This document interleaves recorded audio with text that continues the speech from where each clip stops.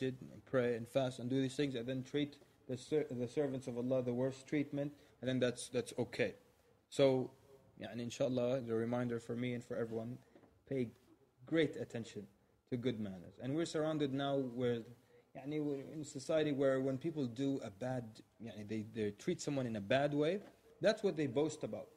The person said this to me, I got up in his face and I said this and I said that, and so, mashallah, brother, you gave it to him, good. And everyone encouraging everybody else, yeah, let him have it, wallahi, that's how you do it, But subhanallah, that's the easy reaction, you see. It's very strange that someone would boast about doing something easy instead of boasting about doing something hard. When you do something difficult, then you can boast about it. When you do something that's easy, you shouldn't be able to boast about it.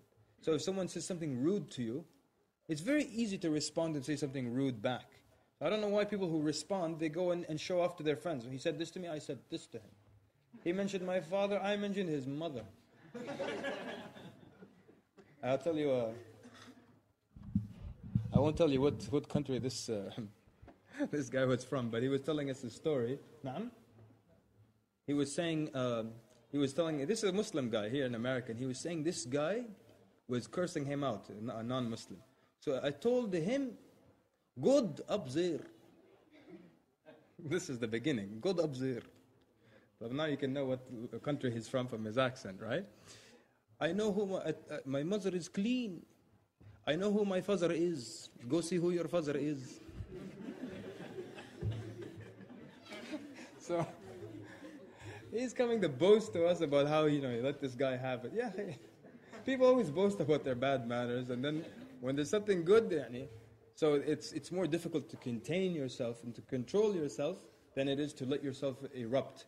And that's why the Prophet ﷺ, he describes that one of the things, one of the people who will be rewarded if someone controls his anger. But then the Prophet ﷺ says, well, he's able to erupt or to let his anger out. If he controls his anger while he's able to let it out, he will be called in front of everyone on the Day of Judgment and before everyone, and he'll get his first choice of the hur, right? So the scholars comment on the hadith saying, first of all, you look at his reward. He gets a great reward. He gets first pick. He gets great reward because he did something great also, control, which is difficult. So erupting is easy, but he controlled himself, and he could have erupted. And it's like, if a grown man smacks a little kid, you can't say, well, the kid could have erupted. He couldn't do anything. But someone who could have done something and he didn't do it, he controlled himself. It wasn't out of fear. It wasn't that he wasn't able to. He controlled himself for the sake of Allah. So then Allah subhanahu wa ta'ala will call him in front of people. So why does Allah call him in front of people and not just give him in his own home in Jannah? Why does Allah call him in front of everybody to pick? Anyone? Yes, sir. MashaAllah, very, very insightful. The brother is saying it perhaps because he'd controlled himself maybe in front of everybody. Maybe it wasn't, right? It could also be in secret. But it's possible. But the scholars say that, when a prize is given to you in front of people, it makes it greater. It makes it more special. That's why we all know this, that's why we have award ceremonies. Why don't they just call you in a room, in the janitor's closet, come. This is for you. Go put it in the bag and leave. It's greater when they call you in front of everybody. Now we'd like to award brother so-and-so. He comes up and takbir, takbir, takbir, takbir. They give him his thing in front of everyone. It's greater when you get reward in front of people. So because this person did something so great, Allah will call him in front of the creation. He will get his first pick. So akhlaq, we ask Allah subhanahu wa ta'ala to perfect our akhlaq. I'd like to thank you for being an attentive audience. Sallallahu wa barak ala Muhammad wa ala alihi wa sahbihi ajma'in. سبحانك اللهم ربنا وبحمدك أشهد أن لا إله إلا أنت أستغفرك وأتوب إليك. السلام عليكم ورحمة الله وبركاته.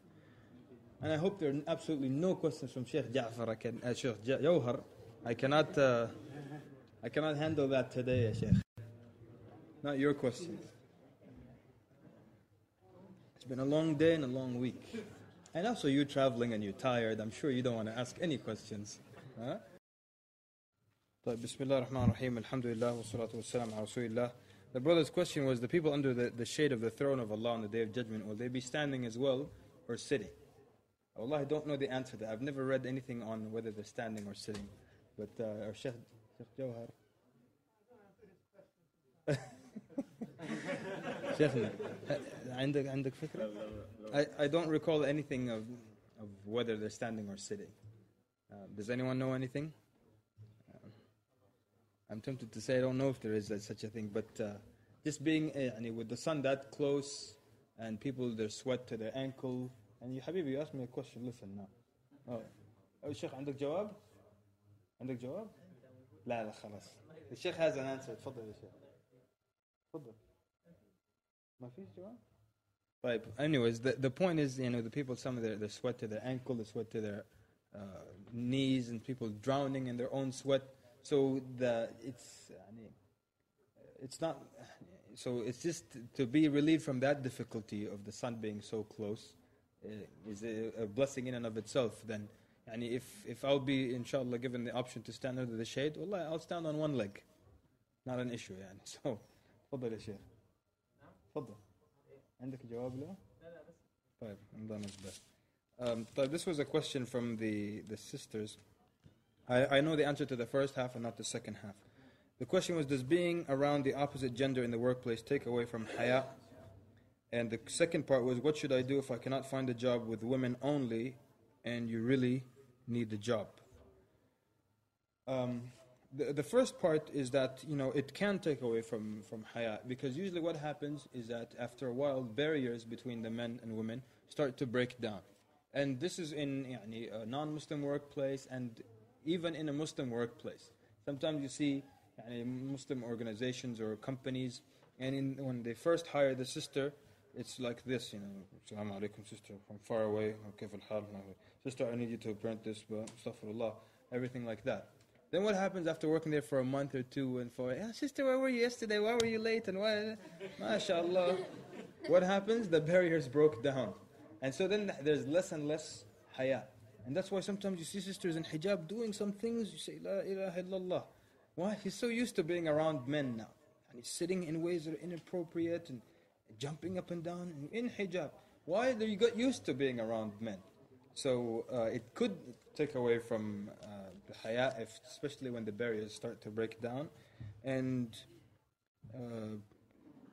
if she really needs a job and she can't find a place with women only, what do you suggest to Sheikh? Sheikh is saying from the fact that it's a necessity, then she can. But of course, now that it's a necessity and she can, it doesn't mean that the rest of the day is, hey, giggle, giggle. But she also does her best to stay away from from intermingling and freely and things of that sort. Wallah subhanahu wa ta'ala knows best. Anything related to our topic? I have one written question. It's not related to today's topic. Jazakallah khair. Maybe she'll pick from the single brothers, So, the brothers always ask, like, when they hear men being rewarded with women, always the question comes for, what about the women?